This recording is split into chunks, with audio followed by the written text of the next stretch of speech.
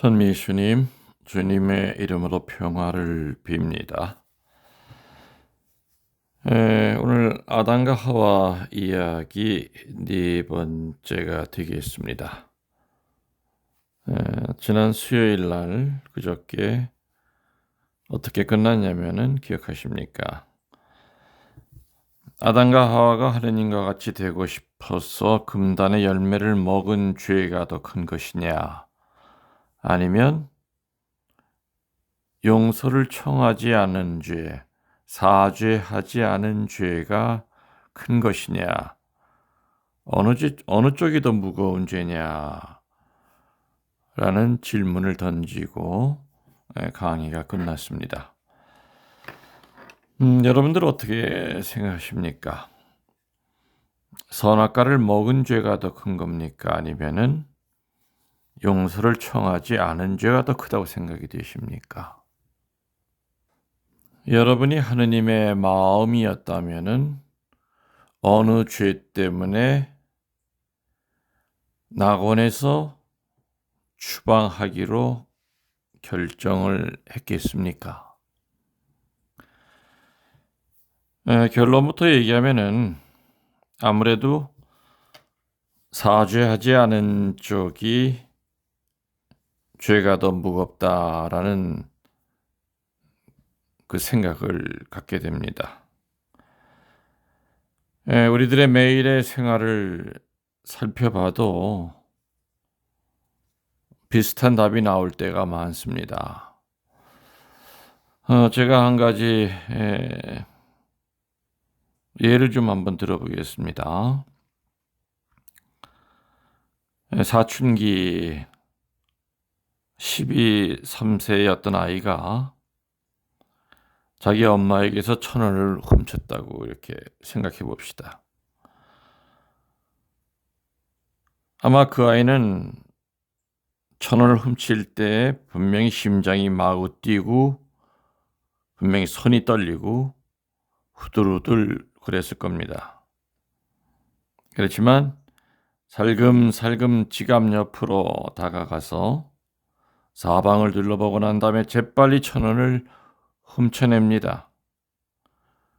그리고 난 다음에 지갑의 위치가 이전과 같은가 확인을 하겠죠. 훔친 후에도 탈로가 날까봐 겁을 먹고 훔친 것을 또 후회도 해봅니다. 그러면서 어떤 생각을 할까요? 지금도 늦지 않았다. 엄마 지갑에다 도로 1,000원을 집어넣을까? 아니야. 엄마가 1,000원이 없어진 거 모를 거야. 왜냐면은 1,000원짜리가 여러 개가 있었거든. 애써 훔쳐낸 것 다시 엄마한테 돌려줄 이유가 없어. 아닌데. 우리 엄마 또 얼마나 눈치가 빠른 분이야? 발각되기 전에 차라리 지갑에다 꽂아놓고 오는 것이 낫지 않을까? 이렇게 방황을 합니다. 그러다 마침내 어머니에게 들켰습니다. 어머니에게 발각이 되자 그 아이의 심정은 굳어버리지요. 엄마가 얘기합니다. 이거 이상하네. 지갑에 돈이 1,000원이 비네. 아들아, 너 모르니? 난 몰라요. 정말? 정말이에요. 제가 알 리 있겠습니까? 아이는 시치미를 뚝 떼고 얘기합니다. 하지만 엄마는 계속 다그치죠. 너 이전에도 엄마 지갑에서 돈을 꺼낸 일이 있었지. 그자 아이는 넋살 좋게 엄마가 그렇게 생각하면은 할 수 없죠. 그냥 제가 훔쳤다고 해두세요. 이렇게 심술이 난 자식의 주머니 속에서 엄마는 1,000원짜리를 발견합니다. 이놈아, 이게 어찌된 일이야? 너 또 훔쳤지?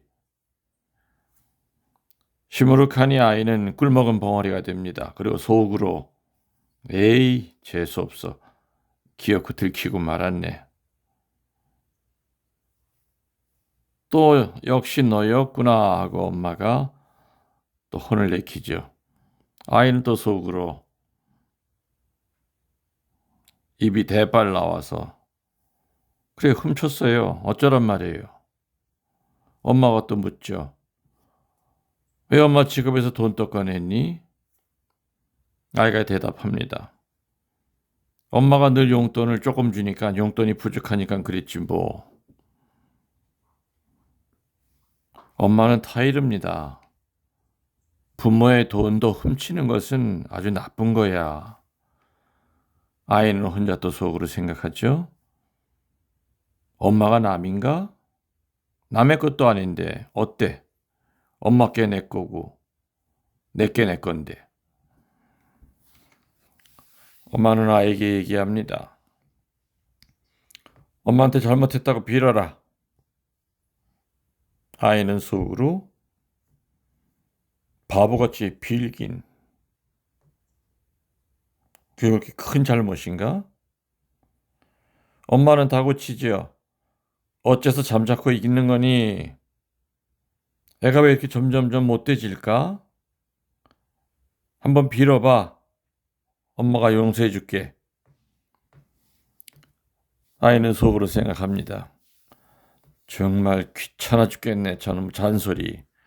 그까지 1,000원 하나 훔친 거 가지고 그냥 줘도 될 법한 일인데 뭘 사과를 해. 결국에 그 아이는 뻔뻔스럽게 버티고 서서 엄마에게 사과하지를 않습니다.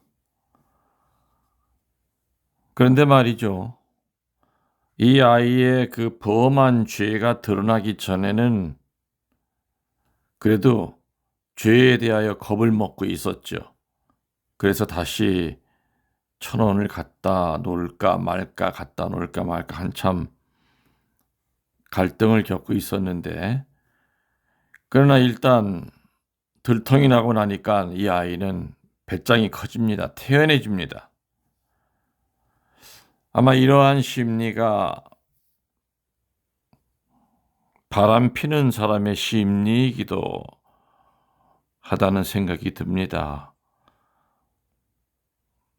들킬까 봐서 조마조마하다가 조심조심하다가 일단 탄로가 난 순간부터는 뻔뻔스럽게 나온다 그러죠. 그래, 너 용케 알아챘다. 나 바람 피고 있다. 근데 나 바람 필 때 네가 뭐 돈 보태줬냐? 하면서 대놓고 핀다 그럽니다. 어떻게 이렇게 사람들은 죄를 짓고도 침을 뚝 떼면서 뻔뻔스럽게 버티는 걸까요? 어째서 솔직하게 사죄하지 않을까요? 아마 그것은 자신이 지은 죄가 사죄하리만큼 나쁘지 않다고 생각되기 때문일 겁니다. 다시 말하면 제가 전에도 많이 얘기했지만은 이 불감증, 죄의 불감증에 걸려버린다는 겁니다. 이런 짓을 수도 없이 하고 살아가는 사람들도 많은데 나는 딱 한 번 했는데 이게 뭐 큰 죄야? 이 죄의 불감증에 걸리면은 본인 자신이 죄인이라는 것을 못 느낍니다. 그리고 간땡이가 커지게 되죠. 바늘 도둑이 서두르게 되는 겁니다.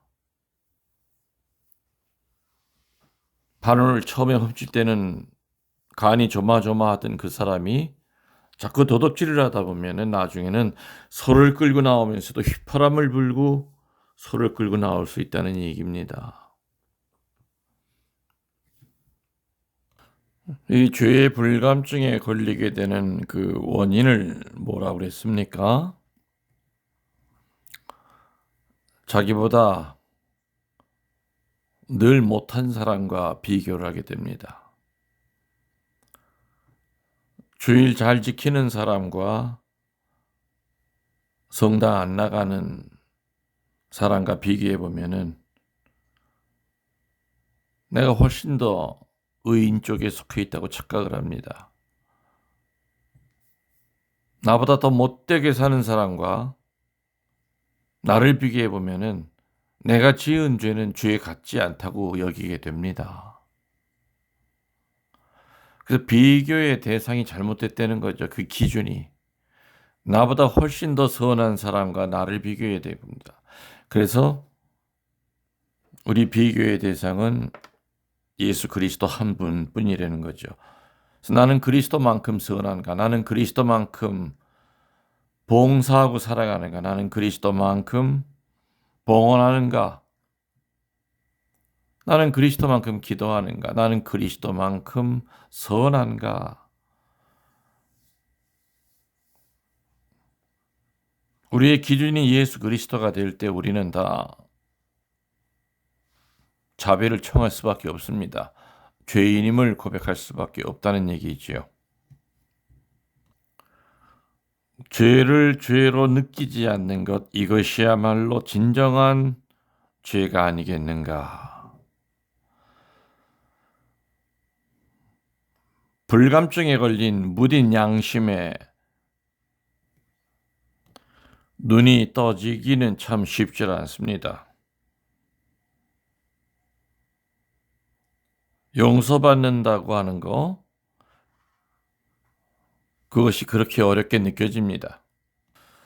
그래서 우리들의 가장 큰 죄는 죄인이면서 죄인이라고 생각하지 않는 바로 그것일 겁니다.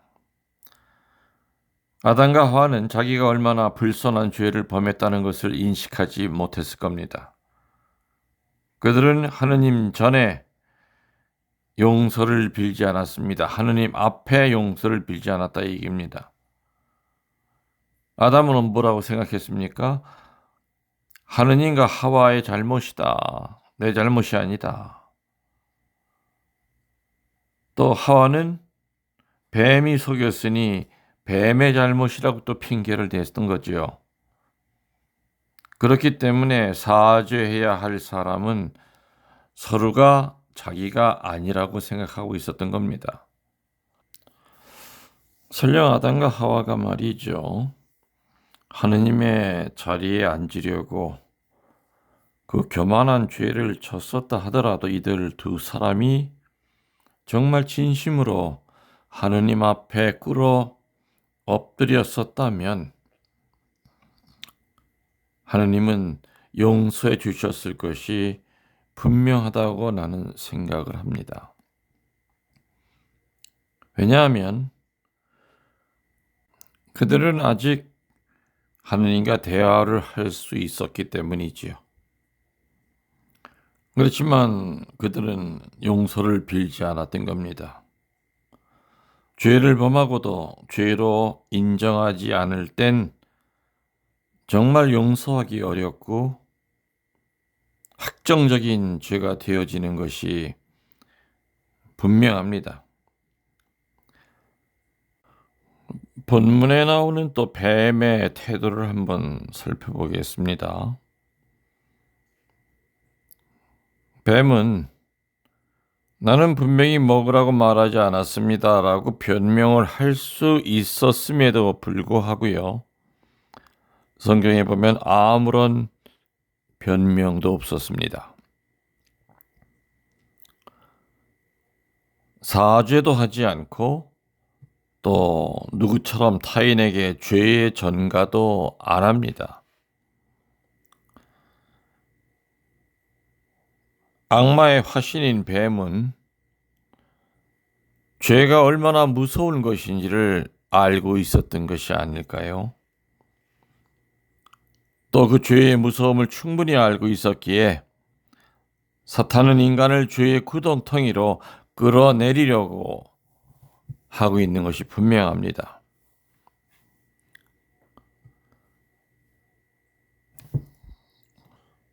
야고보서 2장 19절에 보면은 당신은 한 분이신 하나님을 믿고 있습니까? 그것은 좋은 일입니다. 그러나 마귀들도 그렇게 믿고 무서워 떱니다. 이렇듯이 사탄은 분명 하느님을 가장 두려워하고 있고요. 하느님은 어떤 분임을 분명히 사탄은 잘 알고 있습니다. 단, 어떻게 알고 있는 것이냐? 하느님을 신앙으로서가 아니고 적대의 상대로서 알고 있었던 겁니다. 진실로 거룩하신 하느님이 신 것을 알고 있는 사탄은 하느님 앞에서 한마디의 변명도 할 수가 없었을 겁니다. 그 점에서 인간 쪽이 하느님의 거룩하심을 알지 못하고 있는 것이 훨씬 더 큰 것 같습니다. 이렇게 해서 뱀은요, 더욱 저주를 받은 존재가 돼버립니다. 성경에 하와의 후손과 뱀의 후손 사이가 원수가 될 것이다 라는 말씀이 있고요. 하와의 후손이 어느 날인가 뱀을 치는 날이 올 것이라고도 얘기가 나오고 있죠. 여기서 나오는 하와의 후손이라는 그 뜻은 그리스도를 뜻합니다.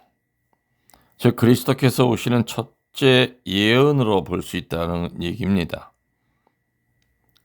훌륭한 구속의 약속이 여기서 이미 나타나고 있다는 뜻이지요. 어쨌든 아담과 하와는 죄를 범하고 사죄하지 않은 채 낙원에서 추방을 당합니다. 그때 하느님은 이렇게 얘기하고 계십니다. 땅 또한 너 때문에 저주를 받으리라. 너는 죽도록 고생해야 먹고 살리라. 이 말씀으로 낙원에서 추방시키시면서 하느님은 범죄한 두 사람에게 가죽옷을 지어 입히십니다. 그래서 구약의 하느님이 보통 노하시는 하느님, 정의의 하느님이라고 얘기하고 있는데 나는 과연 그럴까 하는 의문을 가져봅니다. 미래에 구원될 희망의 날을 준비해 놓으시고 가죽옷을 입혀서 고통에 대비해 놓으신 하느님 역시 처음부터 한량없이 깊은 사랑의 분이었다고 나는 생각을 합니다. 사실 하느님이 아담과 하와에게 엄중한 벌을 내릴 생각이 계셨다면 두 사람을 즉시로 죽일 수도 있었을 겁니다. 그렇지만 이렇게 가죽옷까지 입혀서 내보내시는 것을 보면은 구약의 하느님 역시 노하시는 하느님이 아니라 자비의 하느님이라는 생각이 듭니다. 노하시는 하느님이 아니라 인내의 하느님이라고 생각이 되어집니다. 여러분들 만약에 말입니다. 죽음이 없이 무한정 살아간다고 하면은 죄를 안 짓게 될까요? 아니면은 많이 짓게 될까요?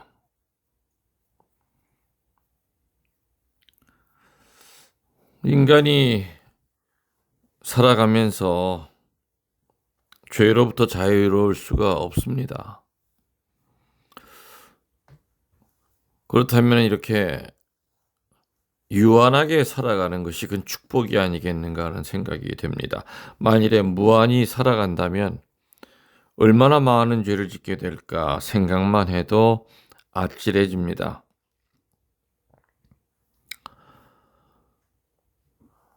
에덴 동산의 그 생명나무 얘기하시죠? 생명나무와 선악과를 두었다. 에덴 동산의 그 생명나무를 인간이 먹지 못하게 두루 뱅뱅뱅뱅 도는 화염검과 그룹들 이렇게 나옵니다. 그룹이라고 하는 것은 초인간적 힘의 상징으로 이렇게 알고 계시면 되겠습니다. 화염검과 그룹을 두어서 지키게 하셨다 했으니 어찌 보면 이것도 큰 사랑인 것 같습니다. 아담과 하와가 선악과보다 먼저 생명나무 열매를 먼저 먹고 선악을 하는 나무 열매를 먹었다 친다면 어떻게 되었을까? 무서운 일이 벌어지는 겁니다. 죄 없는 사람은 무한정 살아있어도 좋겠지만 죄 있는 자에겐 유한한 삶이 감사한 삶이 될 수밖에 없는 거죠. 어떤 인간이든 천년 만년 살아있으면 필경 살인도 할 수 있을 것이요. 가지가지의 극악 비도를 중복할 것이 틀림이 없습니다. 생명나무의 열매는 말 그대로 죽지 않는 열매입니다. 그래서 아담과 하와가 선악과를 먹고 생명나무를 못 먹게 된 것이 얼마나 큰 다행인 것인가 라는 생각을 하게 됩니다. 이게 이야기죠. 그래서 우리들이 무한히 못 사는 것에 대한 아쉬움을 가질 필요가 없다는 얘기입니다. 생명나무를 먹으면 영생을 얻는 나무입니다. 선악과는 선과 악을 분별하는 나무였다고 그랬죠. 그렇지만 선을 알아도 선을 행할 힘이 없고 악을 알아도 악을 물리칠 힘이 없는 것이 인간의 존재 상황이었던 겁니다. 하나님은 그리스도를 통해서 영적으로 새롭게 살 수 있는 길을 준비해 주셨습니다. 그리스도를 통해서 우리들은 비록 뒤틀린 모양으로나마 하나님의 사랑을 알고 하나님을 찬양할 수도 있는 것이지요.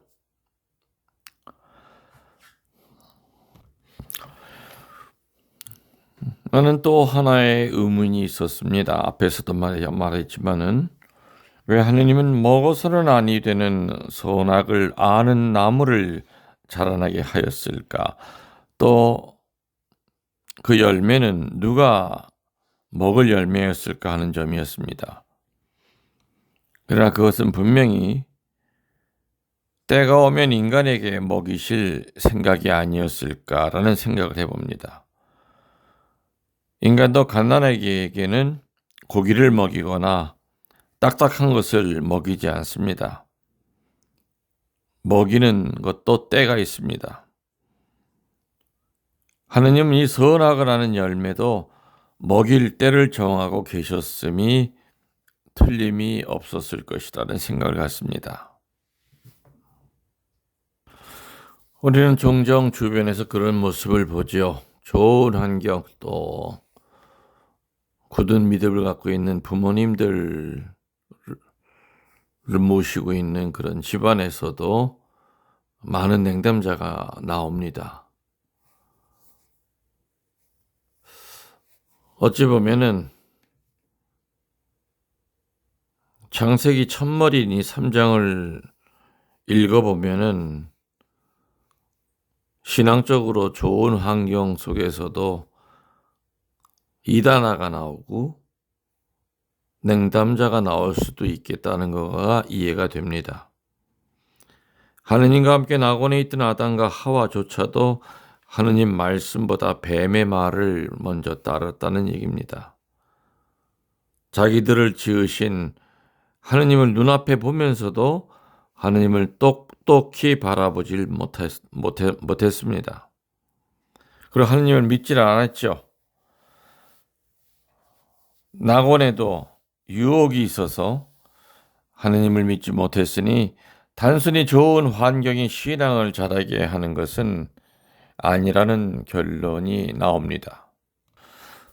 하느님이 자유의지를 부여한 것이 얼마나 깊은 뜻이 있었는지는 측량할 수가 없는 것 같습니다.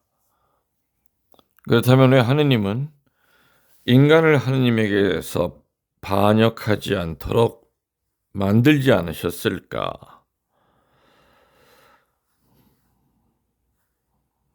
우리는 이런 질문을 자주 하게 됩니다.